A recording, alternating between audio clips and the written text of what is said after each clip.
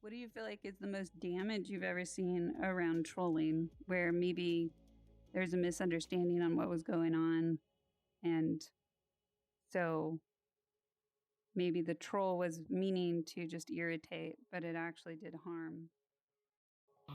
There's been so many situations like that where some people push boundaries too much, or some people generally are too sensitive and they don't have the ability to block an individual or remove an individual from their line of sight.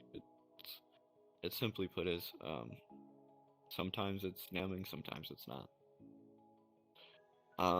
There's been very interesting and really bad situations that have happened within the furry community where people will come in and troll, and then people would stop playing VR chat. I'm not gonna do the really specifics of it or say any usernames, but there was a Yeah. specific user that was getting trolled enough within the furry community that they left VR chat altogether and they stopped playing.